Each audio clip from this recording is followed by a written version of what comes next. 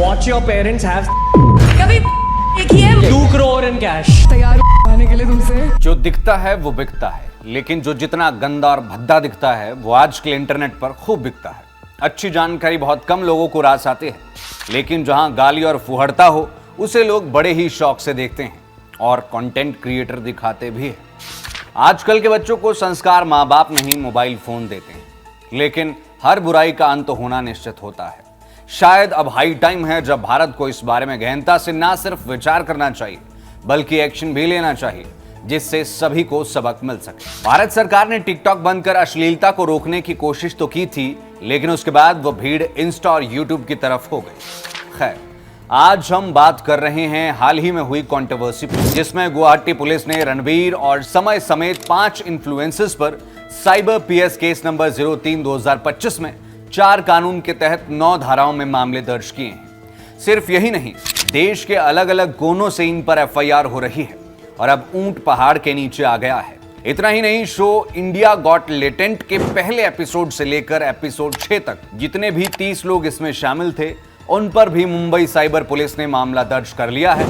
खैर, अब इन 30 लोगों की बात तो नहीं, आज 5 से 6 लोगों की बात करेंगे जो इस समय पर फुल रडार पर है। इंडियाज गॉट लेटेंट इस शो में गालियां और भद्दा मजाक ये आम बात थी। रणबीर अलाहाबादिया, समय रैना और उनके साथियों को 5 साल की सजा भी हो सकती है, क्योंकि इस शो के दौरान उन्होंने जिस तरह की भाषा शैली का इस्तेमाल किया, गालियों का इस्तेमाल किया, उससे जनता खासी नाराज है। खासकर रणबीर अलाहाबादिया, जिन्होंने माता पिता की इंटीमेसी बातों को लेकर के ऐसी कुछ टिप्पणियां कर डाली है जो लोगों को रास नहीं आ रही है। इंडिया गॉट लेटेंट में रणबीर और उनके साथी जजेस की अभद्र टिप्पणियों से सभी नाराज हैं। हर जगह सभी की ट्रोलिंग की जा रही है।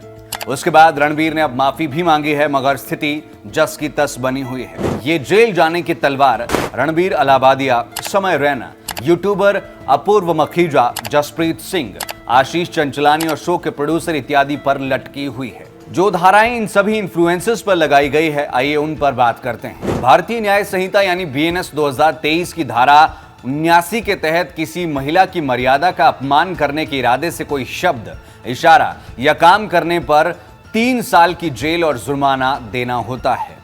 बीएनएस 2023 की धारा 95 के तहत यौन शोषण के लिए किसी 18 वर्ष से कम उम्र के बच्चे को काम पर रखना, इस्तेमाल करना, शामिल करना या जोड़ने पर 3 साल की जेल और जुर्माना हो सकता है। बीएनएस 2023 की धारा 294 के तहत अश्लील कंटेंट बेचने पर 2 से 5 साल की जेल और 5 से 10 हजार रुपए तक के जुर्माने का प्रावधान है। बीएनएस 2023 की धारा 296 के तहत पब्लिक प्लेस पर अश्लील हरकतें और गाना गाने पर 3 महीने की जेल या 1000 रुपए का जुर्माना लगाया जा सकता है। आईटी एक्ट 2000 की धारा 67 के तहत इलेक्ट्रॉनिक रूप में अश्लील कंटेंट दिखाने पर 3 से 5 साल तक जेल और 5 से 10 लाख रुपए तक जुर्माने का प्रावधान है।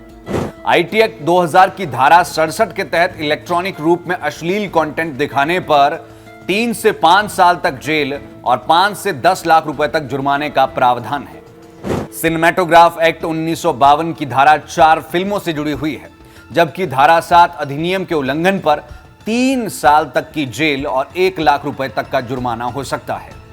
महिलाओं का अशिष्ट चित्रण अधिनियम 1986 की धारा 4 महिलाओं के चरित्र को अश्लील दिखाने वाले कंटेंट से जुड़ी है, जबकि धारा 6 के तहत 2 साल तक की जेल और 2000 रुपए तक के जुर्माने का प्रावधान है। और ये सभी की सभी धाराएं इन इन्फ्लुएंसर्स पर लगाई गई है, यानी कि इन इन्फ्लुएंसर्स पर लगी धाराओं के तहत यदि कठोर से कठोर कार्रवाई होती है तो अधिक से अधिक 5 साल की जेल इन सभी को हो सकती है।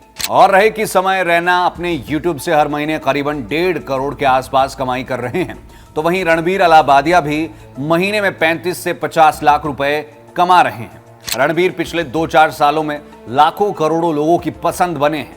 उन्होंने अध्यात्म से लेकर इंटेलेक्ट हर तरह के लोगों के साथ पॉडकास्ट किया, इवन पॉलिटिशियंस के साथ पॉडकास्ट किया और बड़े बड़े नेताओं से अवार्ड भी लिए। मगर उनका समय के शो पर जाकर माता पिता के लिए उस तरह की बातें करना कहीं ना कहीं लोगों को बुरी तरह से आहत कर रहा है। महिला आयोग ने भी समन जारी कर सभी को 17 फरवरी को आयोग के समक्ष पेश होने को कहा है। अब इन पर क्या एक्शन होता है यह तो समय ही बताएगा, लेकिन भारत में बहुत से ऐसे यूट्यूबर्स और इन्फ्लुएंसर्स हैं जो गाली देकर या अश्लीलता फैलाकर अपना धंधा चलाते हैं और बच्चों के बीच में खूब लोकप्रिय है। यहां सबसे बड़ा सवाल यह खड़ा होता है कि आखिर हम हमारी आने वाली जनरेशन के लिए क्या परोस रहे हैं। शायद गालियां, अश्लीलता और बदतमीजी। आजकल के बच्चे गालियां देने पर खुद को कूल समझते हैं, बदतमीजी करना उनका एटीट्यूड कहलाता है और अश्लीलता को इतना नॉर्मलाइज कर दिया गया है कि अगर कोई इन सब चीजों से खुद को दूर रखे तो उसे गंवार समझा जाता है। और यह कहीं से सिखाया नहीं गया है, यह माँ बाप के संस्कार नहीं थे, ये मोबाइल फोन के संस्कार है और उसमें चलने वाले कंटेंट के संस्कार है। आजकल के बच्चों के संस्कार का पता उनके स्क्रीन टाइम से पता चलता है। इस पर गंभीरता से सोचने की आवश्यकता है। अगर अभी नहीं संभले तो शायद बहुत देर हो जाएगी।